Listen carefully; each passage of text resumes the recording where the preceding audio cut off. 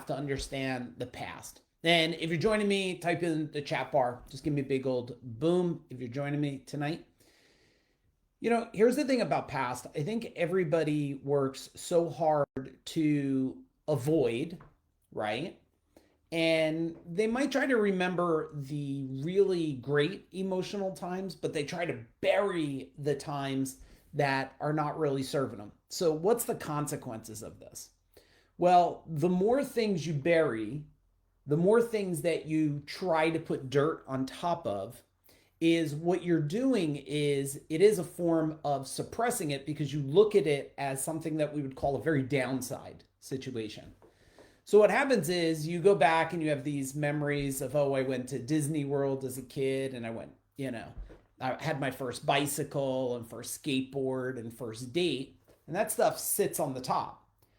But the foundation is everything that haunted you that dropped to the bottom. And that actually becomes your foundation, your springboard for wanting the next level success sits on top of that garbage. So, what do we do with this? Well, I'm going to give you a simple exercise, but you probably should only do it if you're ready for it. It's definitely more helpful to do it in an environment. It's something that we go through mind power. Is we go back and we start uncovering experiences, and we go back as far in time as we can to think about these experiences and start. So let's say you have an experience at 4 years old.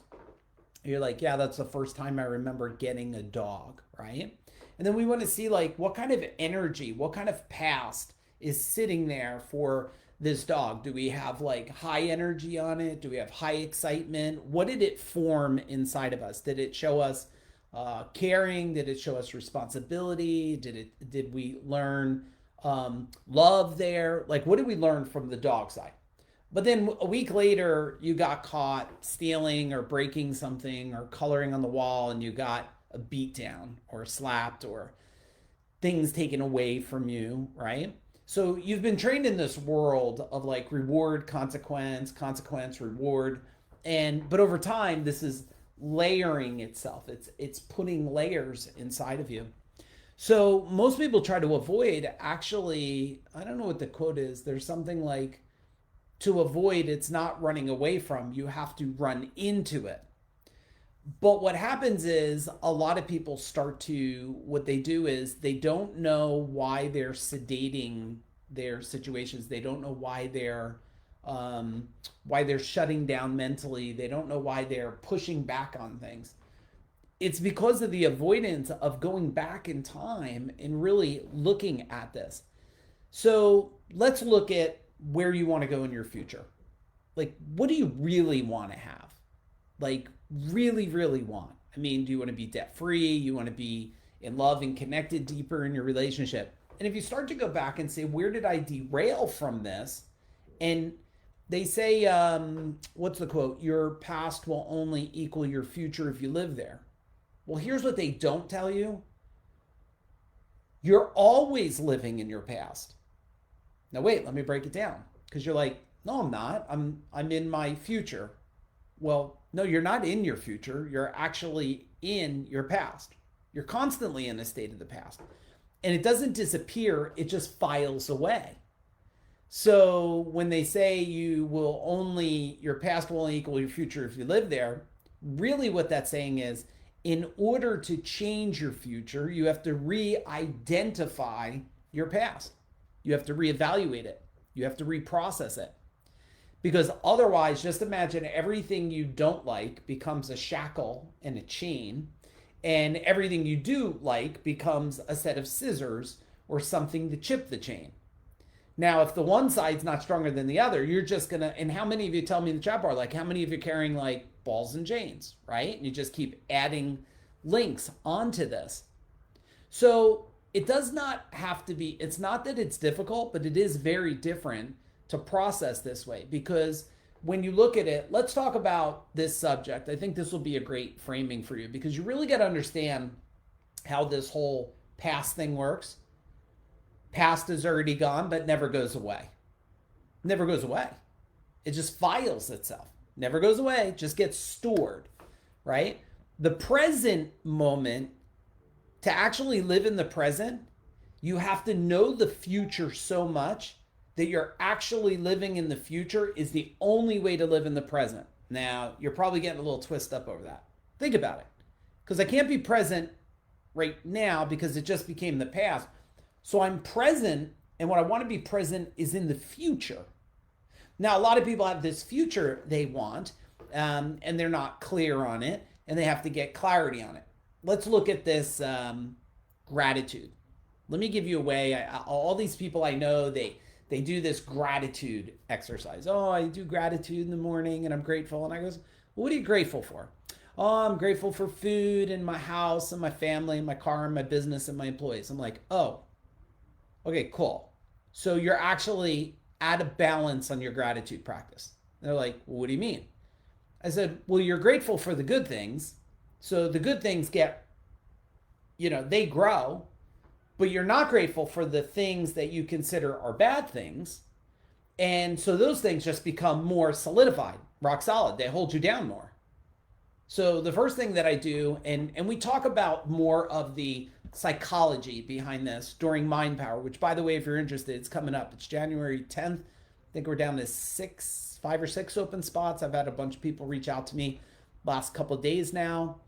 And if you still want that, hit me up and I'll show you how to get that training pretty much for free. If I'll show you how to do that if you're interested. And you can spend 2 nights a week with me for 3 weeks. It'll change the game for you because we're not going to just go, let's be positive, let's clap and sing kumbaya. What we're going to do is look at the psychology behind it. We're going to look at how did all of this happen? What created you and how can you recreate you? So it'll be really amazing.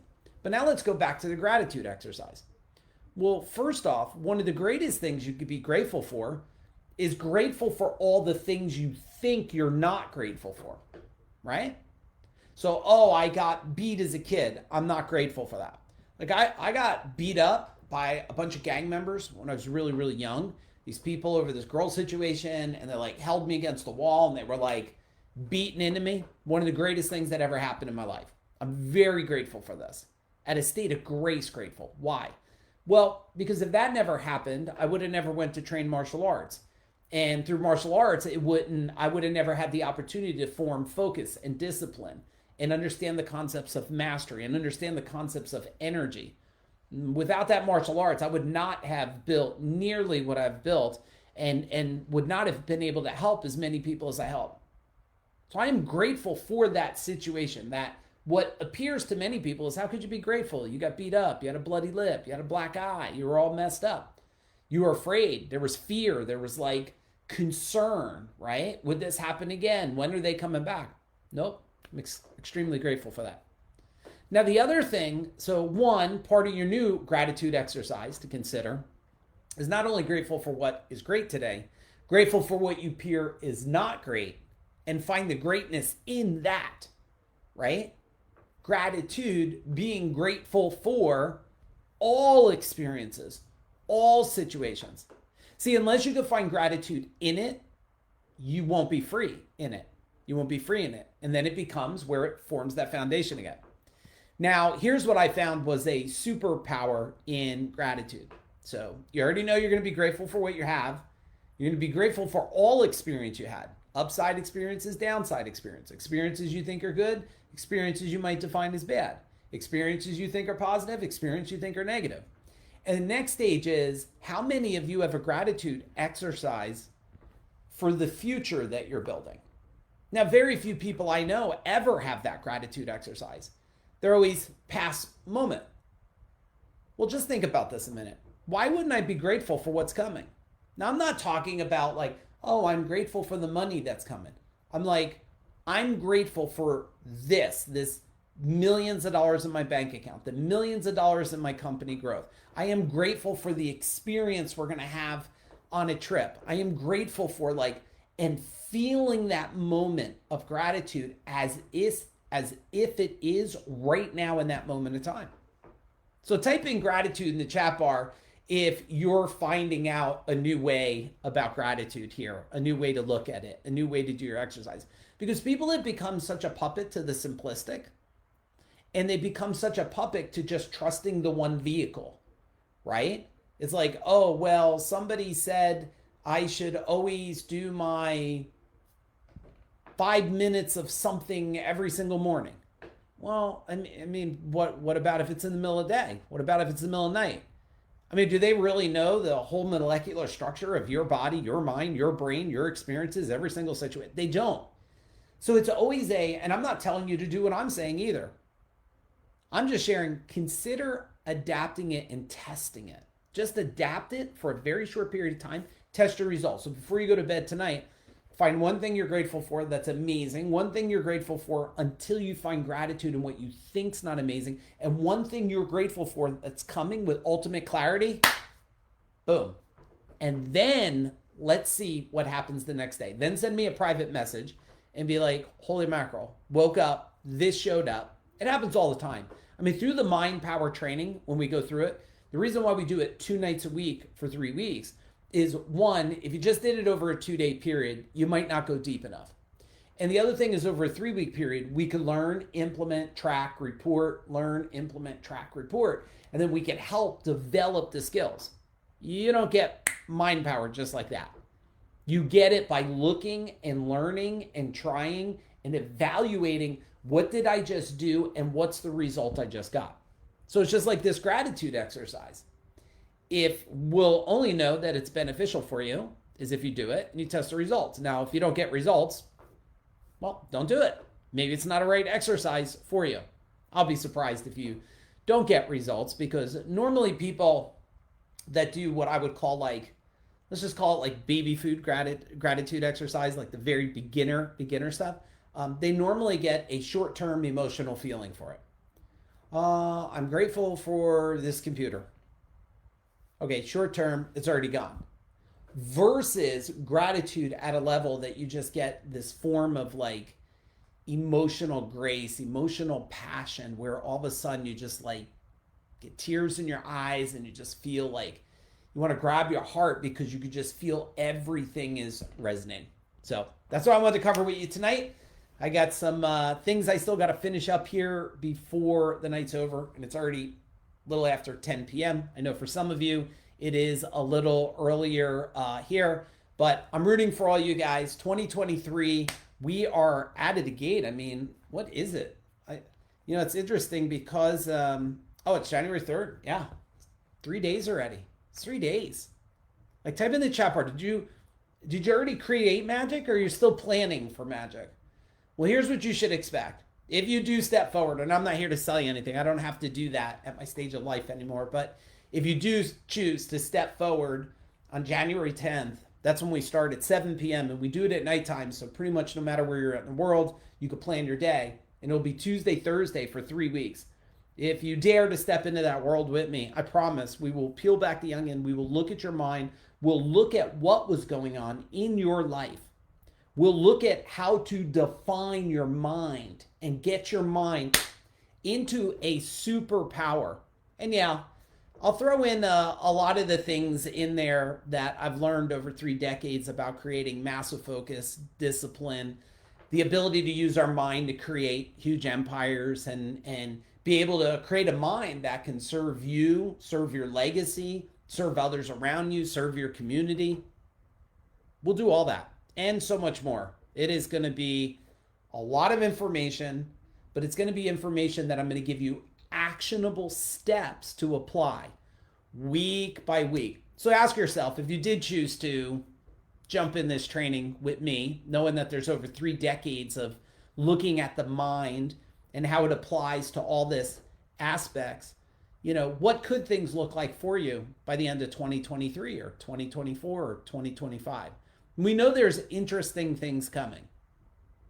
Why wouldn't you want, I think I did a post this morning. I said I should call the mind power training the unfair advantage. It's really the fair advantage, because it's helping you take your superpower inside of a super vehicle and clean off all the garbage that's holding it back, and then like it runs on like rocket fuel. You won't feel this like fatigue and burnt out and stress and, oh, I'm so exhausted and I have so much things. Look, I've been through all of it and I still get stuff all the time. I've been through the lawsuits, the $1 million lawsuits, the $4 million lawsuits, the lawsuits that I lost and paid a lot of money and that weren't even our fault, but guess what? We still paid. I've been through all the pressure. And through those things, I learned how to look through the mind, and then I learned how to bring it into my world. I learned how to bring it into my environment. I learned how to bring it into my company, bring it into my family, and bring it into areas. So you're not doing this for you. The last thing I'll say is if all this makes sense about gratitude in the past and understanding this, don't do this training alone. If you're married, like invite your wife to it, invite your husband to it. There's not many places where a husband and wife can go to grow together, and if you're not growing together, you're growing apart. That's one thing that this whole crazy pandemic situation has caused. It has caused a. I was just talking to someone the other day, another divorced person. If you want to stop this, there's a number of ways to stop a lot of this disconnect and this divorce and this hate and having to move away and move on from people. It's if you're not training together, if you're not growing together, you're growing apart. And anytime we have couples in our world and we ask questions and they tell me like we just don't feel close, every time they start training together, they get aligned together. It's not that they don't care about each other. They created disalignment. Their alignment got jacked up. Because you're a squirrel. My instructor used to say, like, you live the life of a squirrel. Like so many people, they like get up, they take a crap, they go hunt for food, they go do their job, they eat, they take another crap, they look to have sex or something, take another crap, eat, go to sleep, and he said, just don't live the life of a squirrel. He goes, the majority of people today, that's what they're doing. And then one day they wake up from their squirrel mode and they're like, I don't think I like this person. I don't think I like this place. I don't think I like this environment. It's like, no shit. Where have you been? Where did you disappear to? The other cool thing is because our trainings we have husbands and wives and moms and daughters and aunts and uncles and grandparents. And, we have all different age brackets in here and all different personalities, nationalities. And we have men in here and women in here. The plus of that is when you're in breakout rooms, you're not just learning from just a man's environment, a man's perspective. When men are together, we're all like, we got this bullshit story and I'm going to do this. And, we got to get all rah and stuff. When you're in there with a woman says, well, let me tell you how I'm thinking. Let me tell you what I experienced. Let me tell you how my brain works. And you go, now I get it. Now I understand it. I mean, this is where a lot of people are like, oh, you got to date your wife in this. I don't want to date my wife. When I was dating, we weren't committed. I don't want to go on fucking date nights. I want to go on growth nights. That's what I want to do. I want to go to a place grow. I don't want to go on something, we have fun and then forget about all the troubles for 3 or 4 hours. I'm going to go to a place where we learn, where we expand, where we can apply, where we can get aligned into our future that we want, into the adventure, into the experiences. And we could finally get to a point where we're building together a life by design versus by default. Remember, this is not some positive affirmation training. It's not that. You want positive affirmations, just sit there and say, you're amazing over and over, you'll feel good. May not erase all the garbage that's been programmed, but you'll feel a little better.